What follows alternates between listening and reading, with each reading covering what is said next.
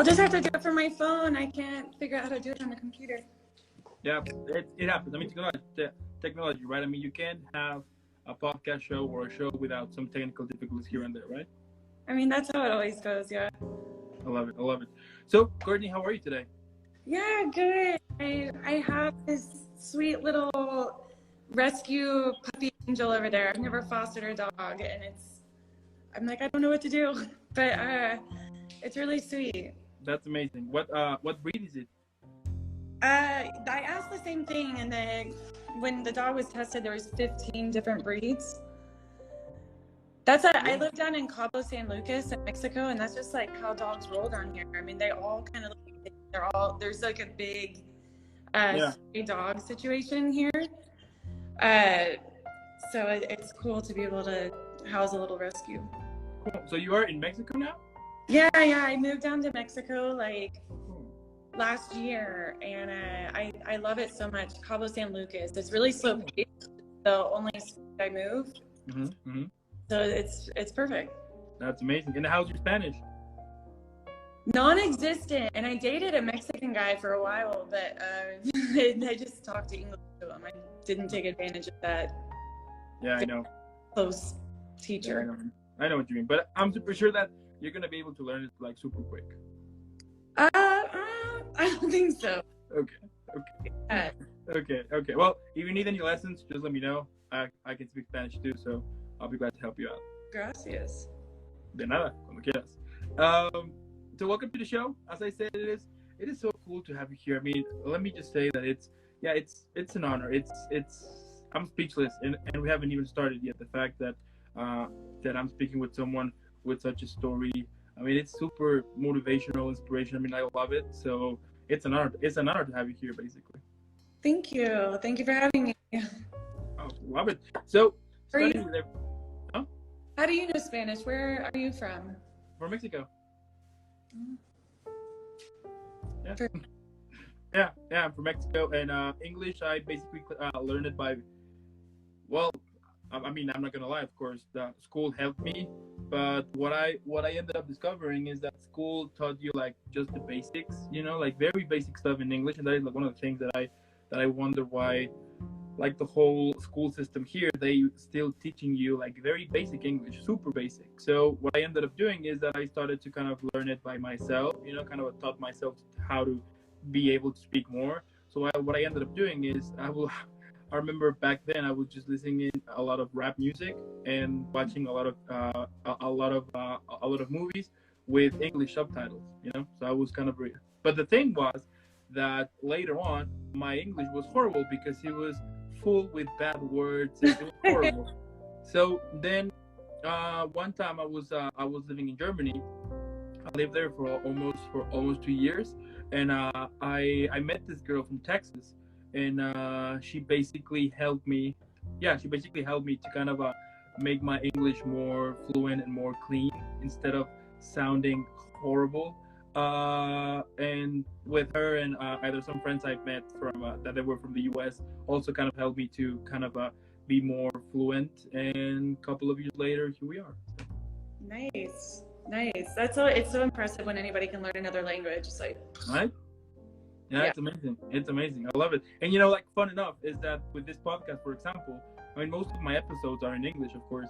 Some of them they will be in Spanish. But the thing that I was speaking with a friend of mine the other day, I was telling him like whenever I will have the episodes on Spanish, I get nervous, and I don't know why. I mean, even though that it's my language, because I have built this only, like with full English.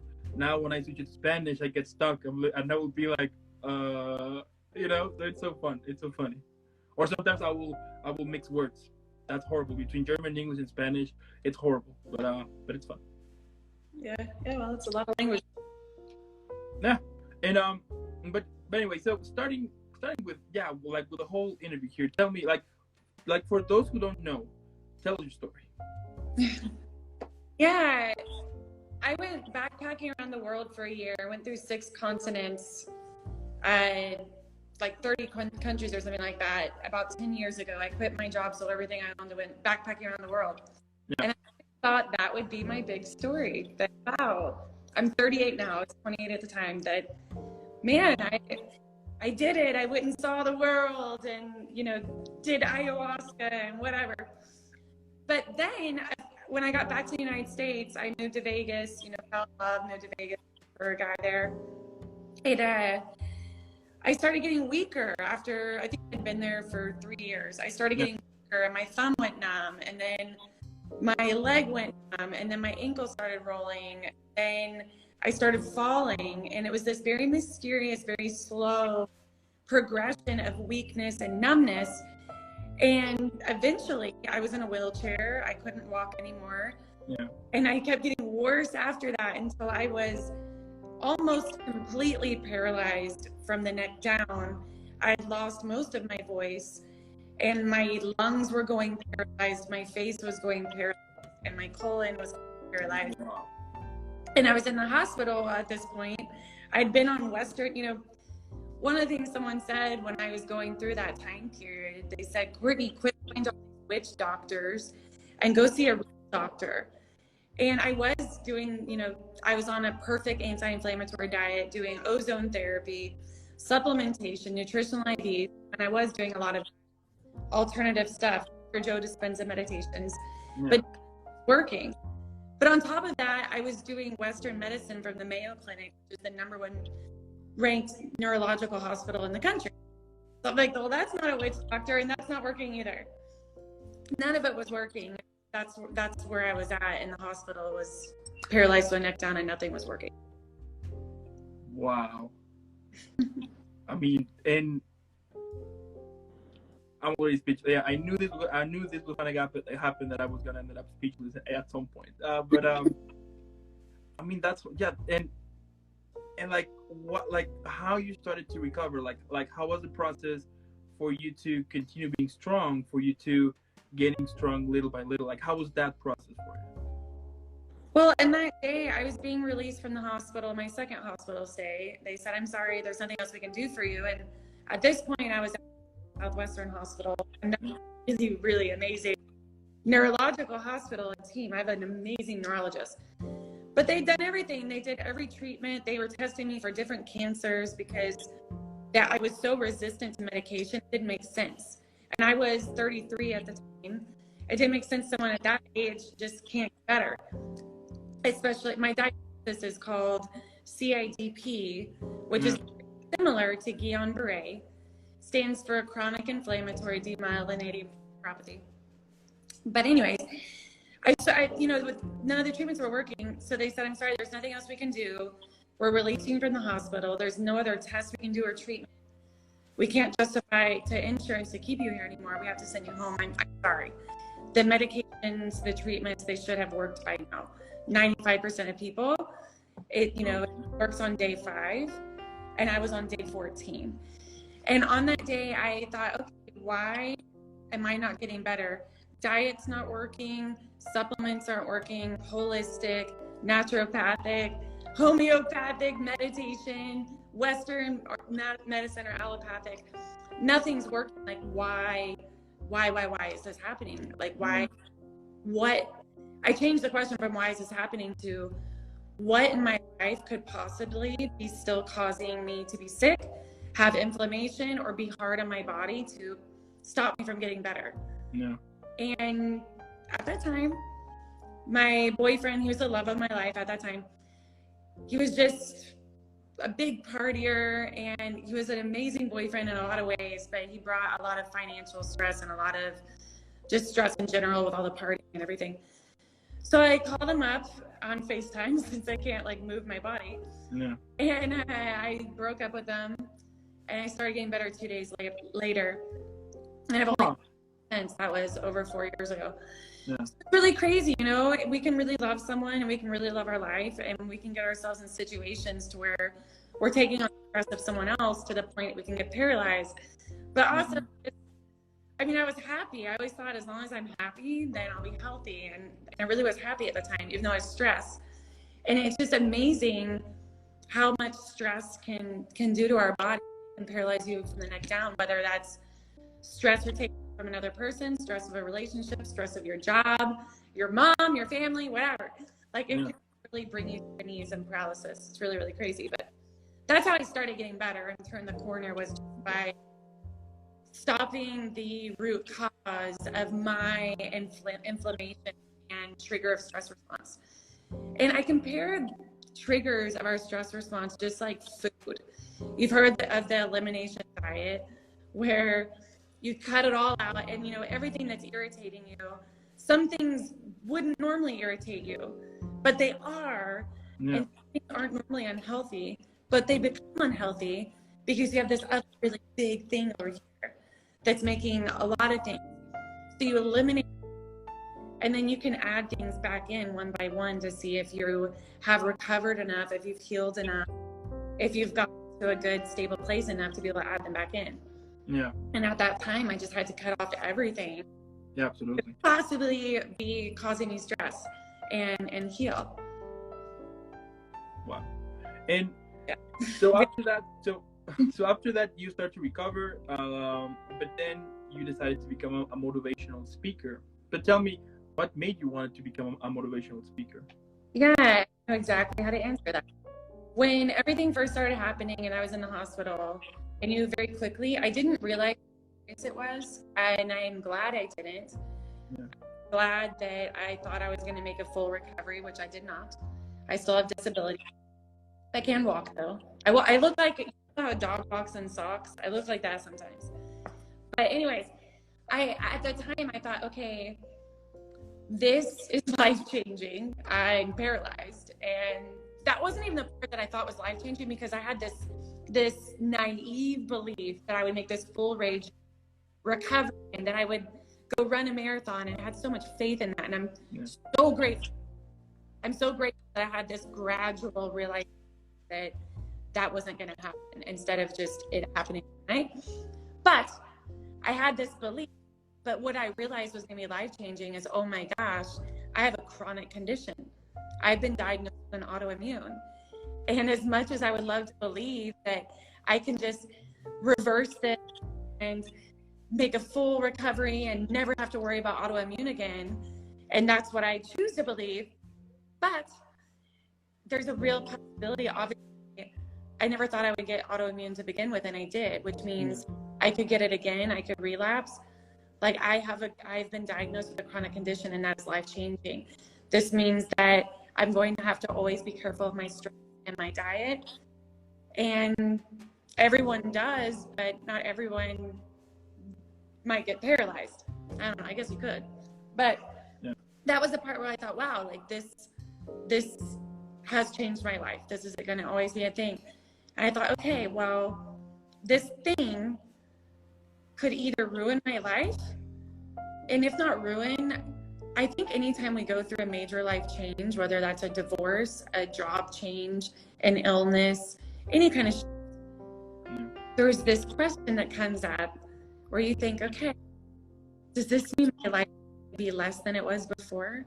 Like, is life ever be as good as it was? Like, is this life-changing in the way that I've just seen my last best moments, and I'm going to endure the rest?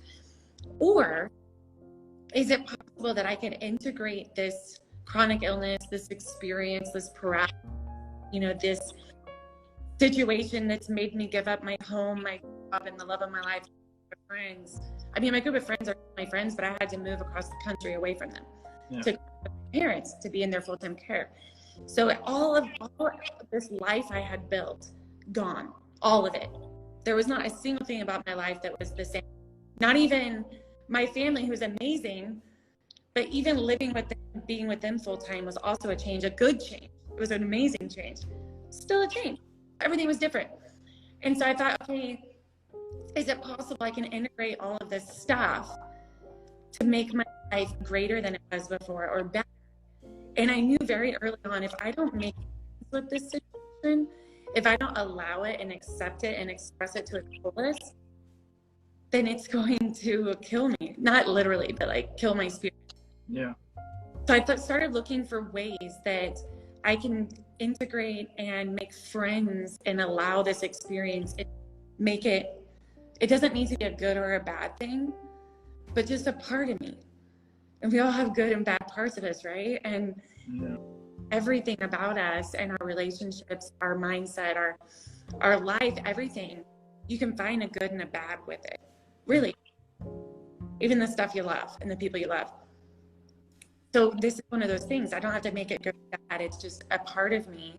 And how can I be friends with it and live with it in a way? So anyways, that's a really hard practice. And one of the things that has become an opportunity to do that is motivational speaking and being able to share and teach and show ways to do all of that, ways to befriend and integrate what's hard and make it just a thing that's you and that it's okay.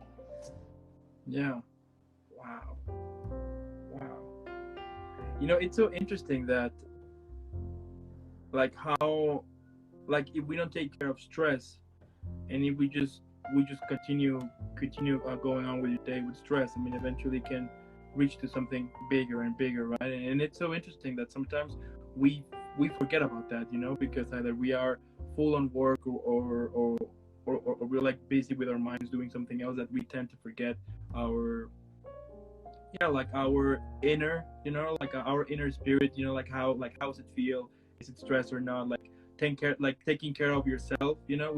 I do think that sometimes we tend to forget about that in order to continue moving forward, you know. And also I think also as well that we tend to think that we're gonna live forever, you know, like the fact that someday it's gonna be the last day. You don't tend to think that, and you don't enjoy things the way that you should. You know what I mean?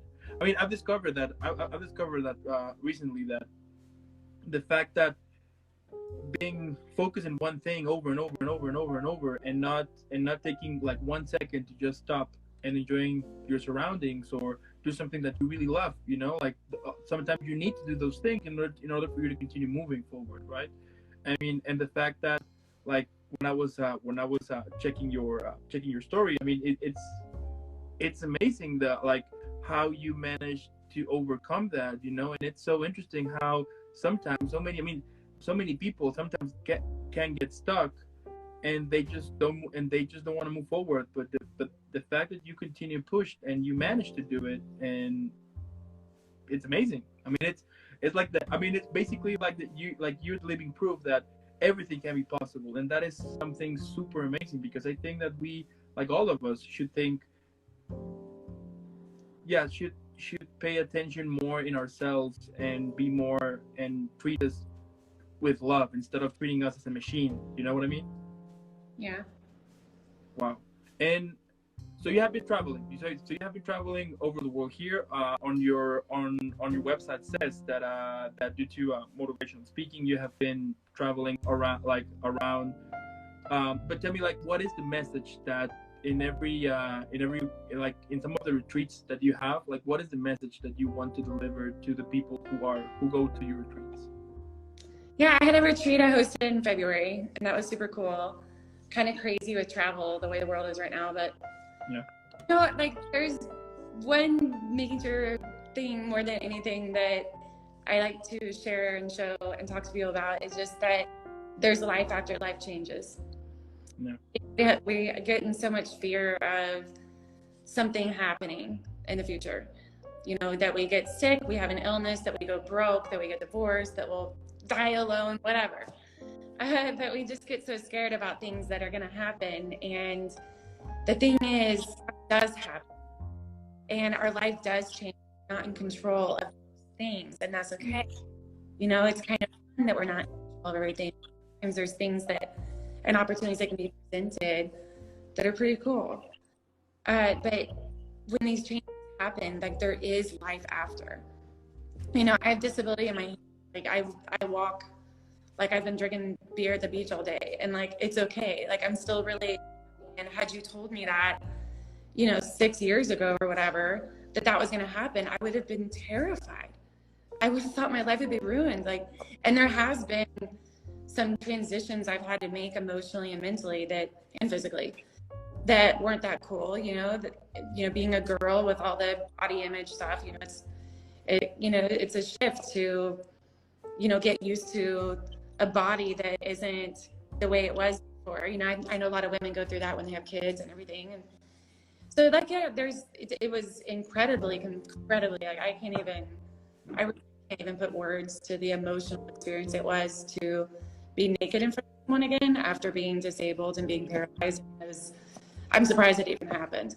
It did, but it's just like, I can't even believe it did because it was so disabling emotionally. Anyway, so it's like if someone did that 6 years ago, I would have thought, oh my gosh, how I can't live like that. And here I am living like that. And I love my life. You know, everything I love about my life right now would not exist or it wouldn't be here had I not been forced to change or forced into a new situation and first clothes. And I mean, it's so cheesy. And, you know, not hate's a strong word, but when people try to throw, you know, platitudes at things like everything happens for a reason, when one door closes, you know, but just the laws of the world. And every time our life changes and doors do close, there really are, you know, doors that open, opportunities that can present themselves if you allow. Wow. And like what message would you say to those who are living right now a terrible moment? You know, those who are either feeling depressed or dealing in a very bad situation right now. Like what message could you say to those people? Well, first and foremost, and it's true, but it's also, you know, I was talking to my mom one time about this kind of stuff, and I was like, Mom, everyone keeps asking me like why I'm so positive or like how I'm getting through this without like losing my mind and how I have a good mindset. I don't really know like how to answer that. And my mom looked at me and she's like, you know, it's because you know it's temporary.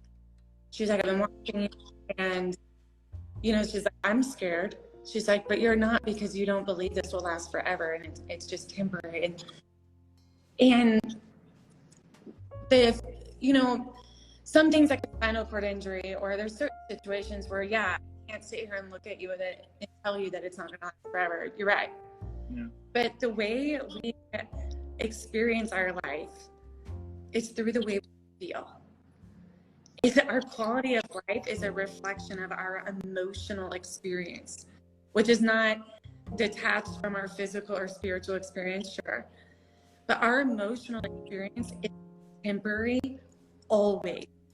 Every person in it is going to feel fear. Fear comes out anytime you're faced with a challenge that you can't control the outcome. Yeah. Natural human response is fear. That's every human on the planet. There is not a human on the planet that is immune from fear, not a single person.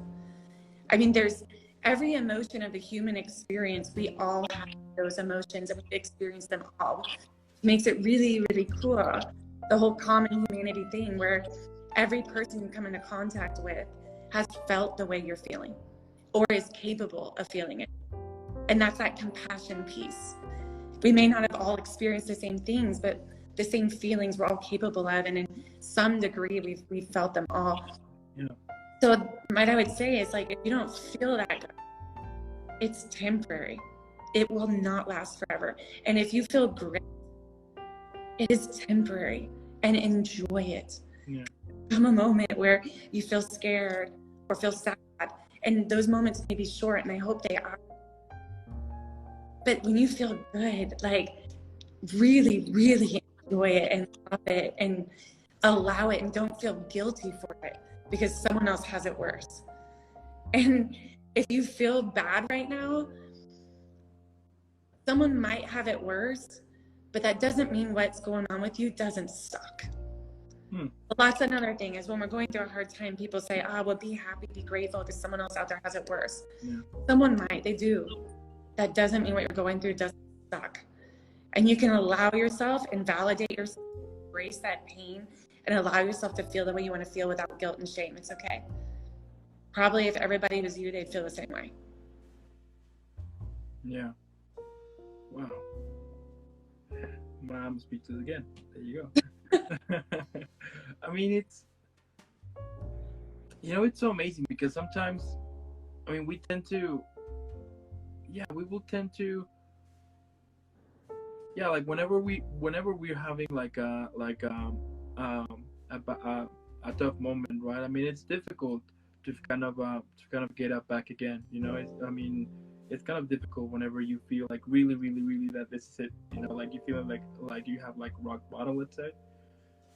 But I mean, as I've been saying before, you know, like the fact that like with your story specifically, the fact that you went through all of those moments and through that situation, and you managed to get up, and I mean, and look at you now. I mean, it's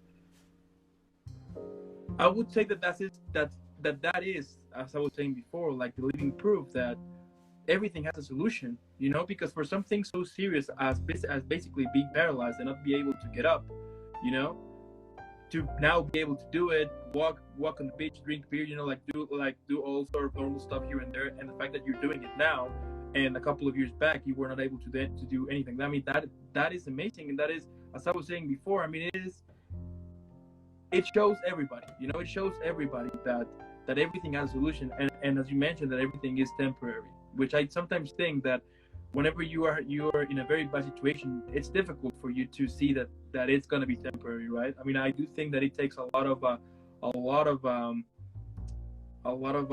what's the word, like a positive mentality, I would say, for you to be thinking like this is only temporary, this is not going to last forever, this is going to be temporary. But of course, like during that moment, you don't think that, you know, like you tend to be like and you get scared because you don't know what is going to happen in the future. But as I said, I mean, the fact that you managed to pull that through, and here you are right now, I mean, it's amazing. I love it. I mean, that makes it, that, I mean, at least to me, it shows me that I mean, if Courtney can, I everybody can do it whatever they want, you know, everybody can really achieve to really great things. And it's amazing. I mean, I remember that when I was I mean, the reason, I mean, when I found like your story and everything, I was basically just scrolling over TikTok, on the wormhole, just checking on the wormhole, and then your story appeared. Then like the whole thing appeared, and that was amazing. And it's true. Looking on the comments, they were saying like it's impossible for you to not cry, and you can bet that I was definitely crying because, as I said, I mean, it is so motivational, and it is super inspirational. The fact that you did it, and that you're still so positive, and you're still so happy, and you take that as I mean, you transform all of that into a blessing, and that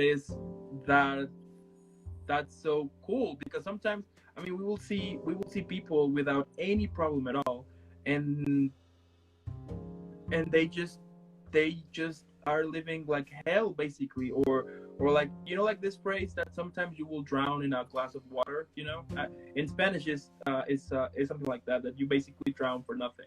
But the fact that, I mean, I'm basically rambling right now because your story is amazing. I love it.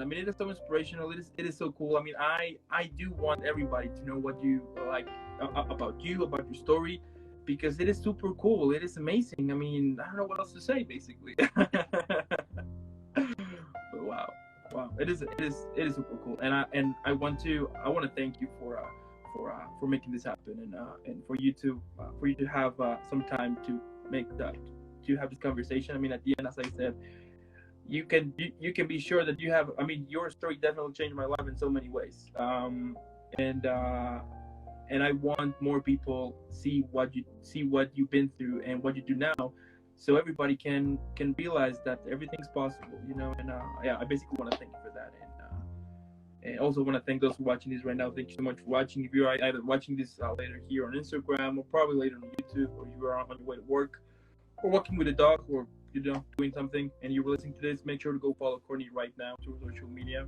I mean, let's make her viral.